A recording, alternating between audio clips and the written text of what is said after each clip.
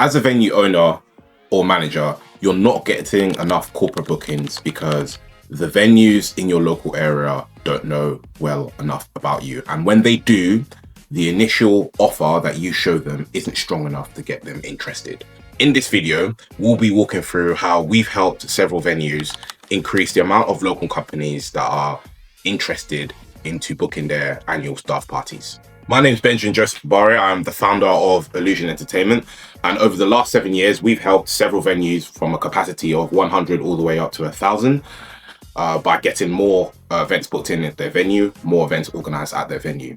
We've also engaged with hundreds, if not thousands of companies over the years for their staff parties to find out what offers get the most attention and initial conversation going, because without that, companies can't even consider you. So in this video, the key thing we're going to be highlighting is how do we get them engaged in the first place? How do we get them interested? How do we get them invested in your venue? Let's dive right in. So what's the problem? You may or may not know, but most venues, which can be good news for you, are very reactive when it comes to their corporate parties plan strategy. So what do I mean? So most venues will just either sit by the phone, sit by the laptop, wait for something to come in, wait for something to happen, sit by their website, wait for something to happen before they're able to engage with corporate, with companies.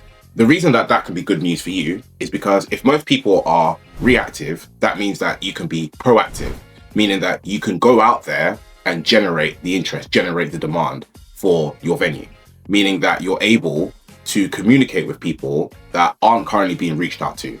And what is the beauty of that? It means that the offer that you'll be presented to them, which we'll be walking through later in this video, will be a lot more effective. So why is this also a problem? If you are one of the people that are currently being reactive, the reason that could hurt you right now is because people aren't able to see your venue in the first place. You might have a beautiful venue. We've spoken to several venues where it's absolutely amazing and almost the venue can almost sell itself.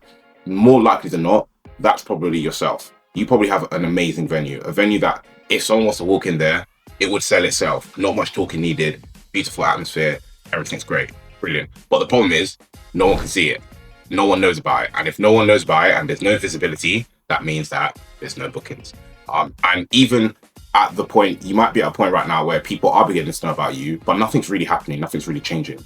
Well, the truth is that if you're getting a lot of eyeballs, a lot of attention and nothing's really converting, it means that the offer needs work. It means that the offer is either generic or quite weak.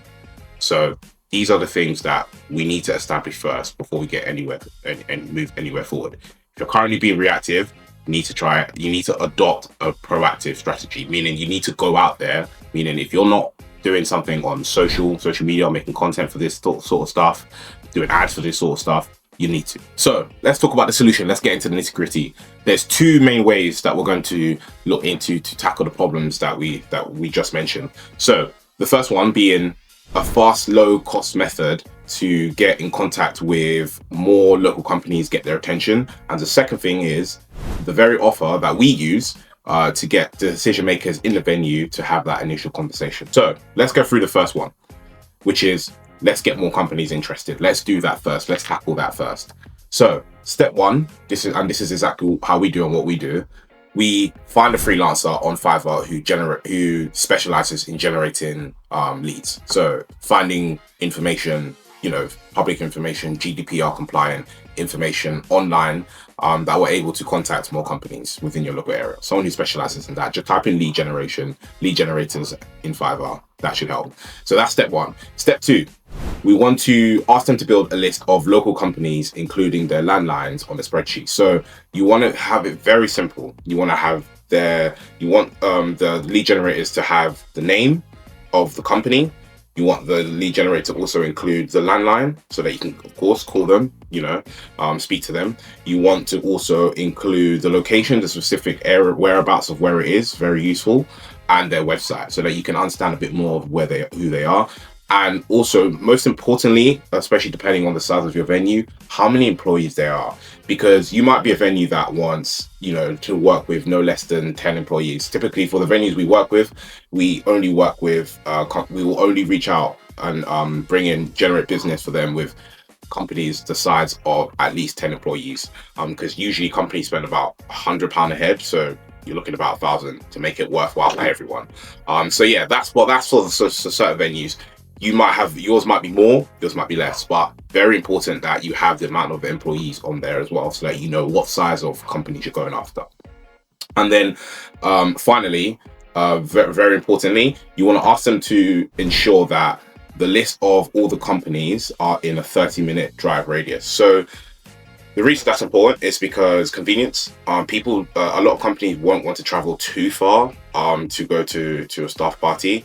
We've tested different radiuses, and I think within 30, outside of a 30-minute drive, people, a lot more of the objections come up. This is too far, but we encourage experiment with whatever radius you think is comfortable. This is just an explanation of what we've tried and what we've seen work for the venues we work with. Something else might work for you in terms of the radius, so you can try that. So let's go on to step 2, the second part of the solution. Which is what are we now? So now we know what we need to be doing. We know that we need to be proactive. Second, we know who we're going to be contacting, how we're going to be contacting them. We're going to be, getting their information from Fiverr, getting it on a spreadsheet, calling them up. Now, let's talk about what are we actually going to say when we call these guys up. So, step 1, you need to understand that at this point of the conversation, the goal is to invite them down, not to sell your venue right away, not to sell the party right away, them doing it there right away. The point is to get them in your venue. Because if you have, which I like to assume that you have a very lovely, beautiful venue. If you have a good venue, then a lot of the time, half of the selling will be them just looking around and looking at the place. At the end of the day, this is the hospitality industry. It's a very in-person industry. It's yes, the digital age has helped to make things better for hospitality, but at the end of the day, hospitality centers around interactions ultimately, and that's including people, companies interacting with your venue. So the key thing is to understand at the very instance when you have that first conversation is to invite them down to your venue to take a look around. That is the first thing. So we understand what we need to be doing. We need to now make sure that every time we're calling people, we're doing it consistently, whether it's you as the owner or manager, or whether it's someone that you dedicate to this. We need to make sure that we are consistent in the conversations that we're having. How do we do that? We do this by making a script. So you make a simple list of questions that you will be asking to make sure that they're the right venue that you guys want to be working with, and also to ensure compliance, to make sure that if it's, for example, if you are the owner and it's not you that's going to be making these calls, you'll make sure that the people that are making on your behalf are saying the right things, that they're not over promising and leading down to a path of under delivering. So you want to make sure that whatever is going to be said to these different companies there's a script written down. So this is what you say when you call up the companies. These are the questions you're supposed to ask to make sure that they're a right fit for us and we're a right fit for them as well. Very important. So step 3, once we've made our script, when you first ring, you want to make sure that we want to be speaking to the right person, right? When we're calling up these companies, we don't want to be speaking to someone who has no involvement in these types of decisions when it comes to the staff parties. You want to be talking to people that actually have influence in where they go and how they celebrate and how they socialize as a company. That's who we want to be talking to. So how are we going to do that? When you call up the companies, when you ring the landlines, etc., as soon as the most likely a receptionist picks up, you want to ask for either the office manager or the person that deals with the staff party. You just want to be open and upfront. It's an open and upfront conversation, and you can let them. And you should be very transparent. You should be like, we're trying to invite them down to the venue, for their upcoming staff party. No one's going to be offended that you're trying to invite someone down. Never had any negative backlash from inviting someone down to the venue. And if there is, it might just be wrong place, wrong time, which is absolutely fine. You can always ask for a time to call back in the future. But ideally, you want to be asking for either the office manager or the person that deals with it. And in an ideal world, they'll either pass you on to that person, or they'll let you know when that person will be next available, or they might not be interested, which is absolutely fine. Not everyone's going to be interested. That's life. So yeah, we want to be make sure we're talking to the right person. So now we've done that, So we've picked up the phone, we've understood what we're trying to do. We know that what we're going to be saying. We know that we're going to be delivering consistent questions. We know who we want to be talking to. Now, what we're going to say, now we've got them. Now we've got them on the phone. Magic moment. What's happening? So when you invite them down, the key offer that we've used that's really helpful is to just invite them down for a drink, just for a free drink. I know it sounds simple. I know we've made it through this video for this offer, but it is that simple. We invite them down for a free drink. Now, why does it work? It works because it's goodwill. You're giving them goodwill. You're saying, look, and you're being upfront. Hey, we're interested in hosting your company for your future staff parties for us to be considered. We'd love to firstly invite yourself down, the person that deals with it, with a colleague +1, so that they can take a look at the venue, see how they like it, with having in mind considering it for their next staff party. That simple.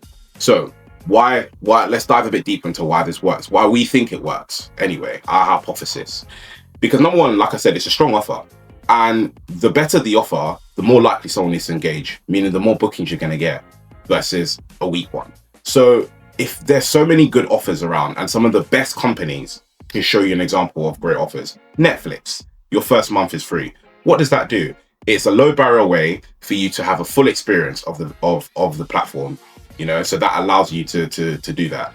Spotify, same thing. Amazon Prime, same thing. These companies aren't just doing this for the sake of doing it.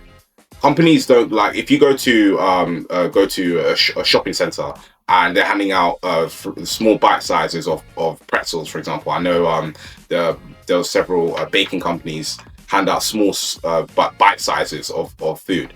They're not just doing that for the sake of doing that. They're doing that to give you an experience, to give you a taste of what it's actually like, because it's a low barrier way to convert you into making a full purchase. And that's exactly the mindset that you should be approaching with these sorts of things, is you want people to have a low barrier way to experience your venue so that they can end up committing to you in the future. Not everyone will, no, but more people are likely to end up engaging than if you didn't have this offer in the first place, which a lot of venues currently don't.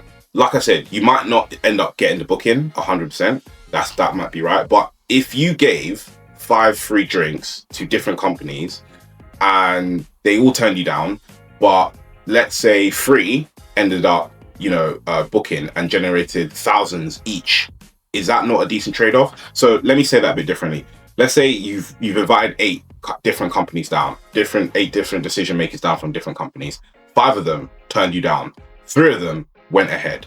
Would you not say, and that was worth it? That was worth it. That was worth the investment. That was worth, putting that, reaching out to those people. If 3 out of those 8 were able to convert, because from what we see, if you're aiming at least 10 employees per a company, and each of them spend about, like I said, £100 a head, and let's say you have 3 of them that go ahead, you can think of the opportunities there. I don't have to explain the rest of the math, but you can think of the opportunities that are available for you, just at the cost of giving out a few free drinks. So it really is up to how you want to phrase this, what packages you also have to offer. But you need to understand, not everyone's going to take the offer, but those that do will make up far more than those that didn't. So another reason is because whether they book or not, at the end of the day, you also increase your local brand. You're still strengthening your local brand. You're still letting more people know about you. And at the end of the day, people that might not go ahead now, they might go ahead in the future, which is why you follow up. And also you create some goodwill, which is always good. And finally, for those that do book, which is great, you can actually create a loyalty scheme. So we've had venues have multiple discussions around something where, maybe every Thursday there's something going on, every Friday there's something going on, after work drinks. The opportunities are endless when you create these sorts of opportunities. So if you like this video, please subscribe, share it with someone that you think will find this very beneficial. And if you're looking for more help for getting more event bookings for your venue, we currently have a free PDF of actual examples of adverts that we created to generate several event bookings for the venues that we work with. We actually include some screenshots of the ones that we've used and the ones that we found the most successful. You can literally just take a look, copy the format if you want, and share it with someone that you think will find it valuable as well. All free in the description. Just enter your details and we'll get it over to you.